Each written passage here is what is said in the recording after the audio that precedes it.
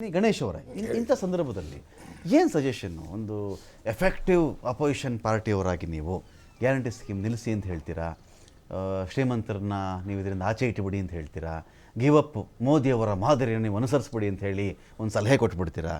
ಏನು ನಿಮ್ಮ ಮೈಂಡಲ್ಲಿ ಬಿ ಜೆ ಪಿಯವ್ರ ಮೈಂಡಲ್ಲಿ ಅಲ್ಲಿ ಹೋಗ್ತೀರಿ, ಅಲ್ಲೂ ಆ ಬ್ಯಾನರಲ್ಲೂ ನಿಮ್ಮ ಬ್ಯಾನರೇ ಸುಟ್ಟು ಹಾಕ್ಬಿಟ್ರು, ಧಾರವಾಡದಲ್ಲಿ ಕಾಂಗ್ರೆಸ್ ಬ್ಯಾನರು ಸುಟ್ಟು ಹಾಕ್ಬಿಟ್ರು, ಇದರ ರಾಜಕೀಯ ಬೆಳೆ ಬೇಯಿಸ್ಕೊಳ್ಳೋಕೆ ನೀವು ಬರಬೇಡಿ ಅಂತ ಅಲ್ಲಿನ ಆಕಾಂಕ್ಷಿಗಳು ಹೇಳಿಬಿಟ್ರು. ನಿಮ್ಮ ಸಜೆಷನ್ಸ್ ಏನು? ಸಾವಿರಾರು ಜನ ಲಕ್ಷಾಂತರ ಜನ ನಿರುದ್ಯೋಗಿಗಳಿಗೆ ಏನು ಸಜೆಸ್ಟ್ ಮಾಡೋಕ್ಕೆ ಬಯಸ್ತೀರಿ ನೀವು ಅಂತ ಬಿ ಜೆ ಪಿಯವರು?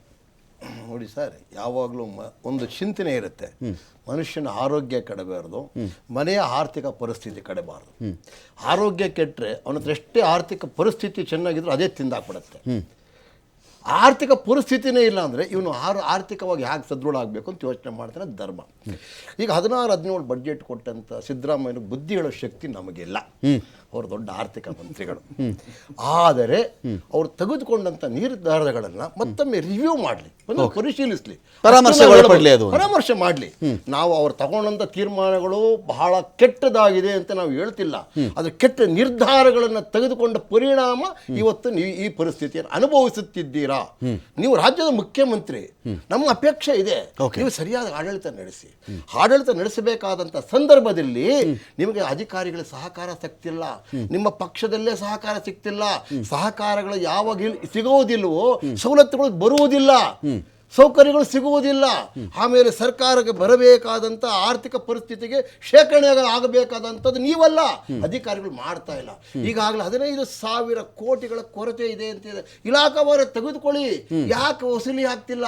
ನೀವೆಲ್ಲಾ ಬೆಲೆ ಏರಿಕೆಗಳನ್ನು ಇಂಥ ಪಿಂಟು ಎಲಿಫೆಂಟ್ ಅಂದಂಗೆ ಕುಡಿಯೋ ನೀರಿಂದ ಹಿಡಿದು ಕುಡಿಯೋ ಮದ್ಯದವರೆಗೂ ಬಿಡ್ಲಿಲ್ಲ, ಯಾವುದೂ ಬಿಡ್ಲಿಲ್ಲ. ಅಕ್ಸೆಪ್ಟ್ ಅಬಕಾರಿ ಇಲಾಖೆ 40,000 ಕೋಟಿಗಳ ಒಂದು ವರಮಾನವನ್ನು ತಂದಿರೋದು ಬಿಟ್ಟರೆ ಯಾವುದೇ ಇಲಾಖೆಯಲ್ಲೂ ಕೂಡ 3 ಕಾಸು ಆದಾಯ.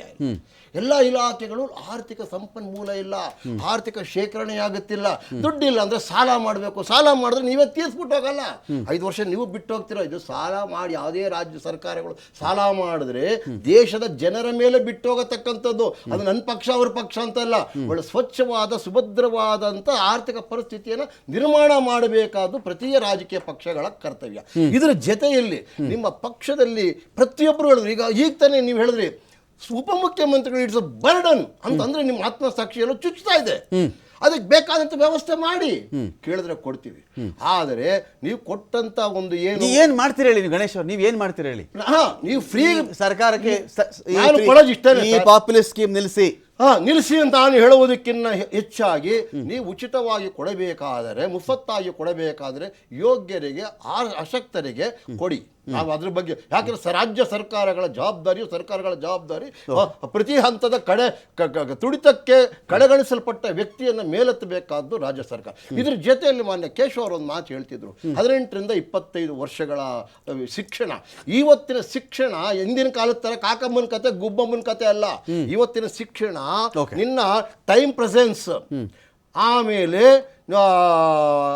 ಸಂದರ್ಭಕ್ಕೆ ತಕ್ಕನಾಗಿ ಮಾತನಾಡುವುದು, ತಂತ್ರಜ್ಞಾನ, ಆ ವಿಜ್ಞಾನ ಒಂದಿತ್ತು, ಆ ಜ್ಞಾನ ವಿಜ್ಞಾನ ತಂತ್ರಜ್ಞಾನ, ಈಗ ಕೌಶಲ್ಯ. ಇವತ್ತು today's news paper tomorrow waste paper ಅನ್ನೋ ಕಾಲ ಬಂದಿದ್ರೂ ಕೂಡ ಇವತ್ತಿನ ಜ್ಞಾನ ನಾಳೆಗೆ ಸಾಕಾಗೋಲ್ಲ. ನೀವು ಶಿಕ್ಷಣ ಕ್ಷೇತ್ರದಲ್ಲಿ ಆ ಮಕ್ಕಳ ಮುಂದಿನ ಸ್ಪರ್ಧಾತ್ಮಕವಾದ ಜಗತ್ತಿಗೆ, ನಮ್ಮ ಮನೆಗಲ್ಲ, ಇದು ಸರಿಯಾದ ರೀತಿಯಲ್ಲಿ ಶಿಕ್ಷಣವನ್ನ ಸರಿ ಮಾಡದಿದ್ರೆ, ಮೊನ್ನೆ ದಿನೇಶ್ ಅವರು ಹೇಳ್ತಿದ್ರು, ನೀವು ಕೊಡದಿದ್ದರೆ ನಿಮಗೆ ಉತ್ತಮ ಅಭ್ಯರ್ಥಿ. ಬರೀ ಕೆಲಸ ಅಂದ್ರೆ AC-ಯಲ್ಲಿ ಕುಂತ್ಕೊಂಡು ಸೈನ್ ಹಾಕುವಂಥದ್ದಲ್ಲ. ಇವತ್ತು ಯಾರು ಕೂಡ ಅಧಿಕಾರಿಗಳು ಕೆಲಸ ಮಾಡ್ತಿಲ್ಲ, ಬರೀ ಆದೇಶ ಮಾಡೋದು.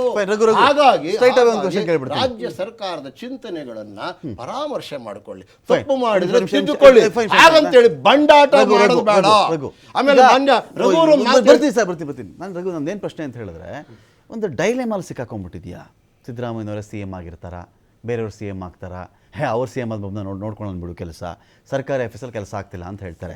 ಇದೆಲ್ಲ ಬಿಟ್ಟುಬಿಡಿ, ಡೇ 1ನಿಂದ BJP ಸರ್ಕಾರದ ಅಧ್ವಾನಗಳಿದ್ವಲ್ಲ, ಒಂದಷ್ಟು ನೇಮಕಾತಿ ವಿಚಾರ, ಅಕ್ರಮ, ಅದೆಲ್ಲ ಸ್ಕ್ಯಾಮ್ ಮಾಡಿಬಿಟ್ಟಿದ್ದಾರೆ, ಲಂಚ ತೊಗೊಂಡ್ಬಿಟ್ಟಿದ್ದಾರೆ, ಕಿಂಗ್ ಪಿನ್ ಇದ್ದಾನೆ, ಬ್ಲೂಟೂತಲ್ಲಿ ಬರೆದುಬಿಟ್ರು, ಕ್ವಶನ್ ಪೇಪರ್ ಲೀಕ್ ಮಾಡಿಬಿಟ್ಟಿದ್ರು.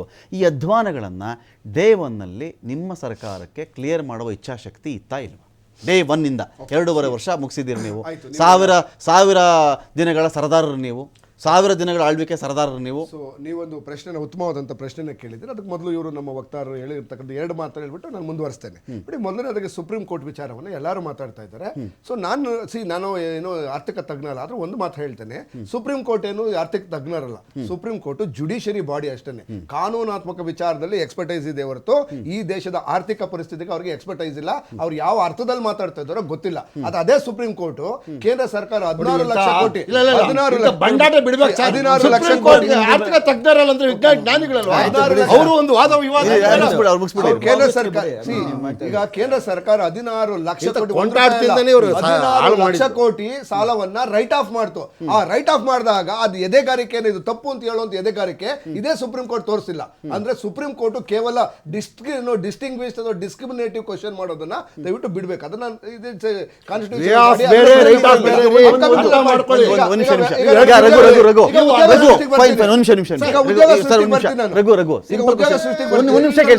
ನಿಮಗೆ ಕ್ವಶನ್ ಕೇಳ್ತಾ ಇದ್ದೀನಿ. ಒಂದು ನಿಮಿಷ ಗಣೇಶ್ ಅವರೇ,